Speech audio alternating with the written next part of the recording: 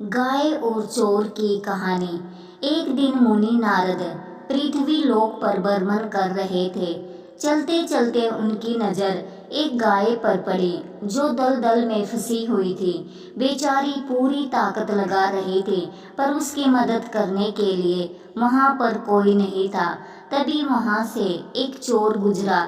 उसने गाय को तो देखा मगर उसकी मदद करना तो दूर बल्कि उस गाय के ऊपर पैर रखकर और उसका सहारा लेकर दलदल को पार किया। फिर अपनी राह की ओर बढ़ गया। मुनि नारद ऋषि यह सब कुछ देख रहे थे कि वह चोर आगे जाकर एक थैली से टकराकर नीचे गिर पड़ा। जब उसने थैली खोली तो उसमें सोने की मोहरी भरी हुई थी। नारद मुनि यह सब कुछ देखकर बड़े आश्चर्यचकित हुए।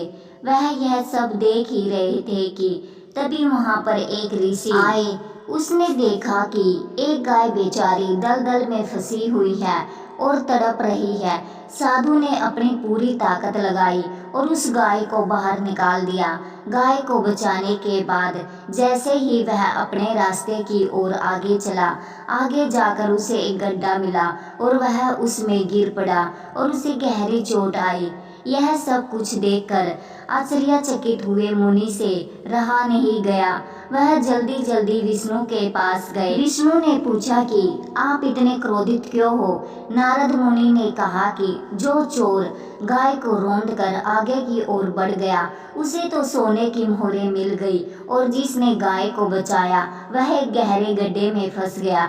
भगवान विष्णु ने कहा यह तो कर्म और भाग्य का लेखा जोखा है। भगवान विष्णु ने कहा कि उस दिन चोर को केवल कुछ सोने की मोहरें ही मिली, लेकिन जो साधु गड्ढे में फंसा हुआ था उस दिन उसकी मृत्यु लिखी हुई थी। क्योंकि साधु ने गाय को बचाया था इसलिए उस साधु की मृत्यु एक छोटी सी चोट में बदल गई। उसके बाद नारद मुनि बोले कि इसका मतलब कर्म ही भाग्य को नियंत्रित करता है। जो जैसा काम करता है उसे वैसा ही फल मिलता है, इसलिए हमेशा अच्छे कर्म करते रहना चाहिए। धन्यवाद।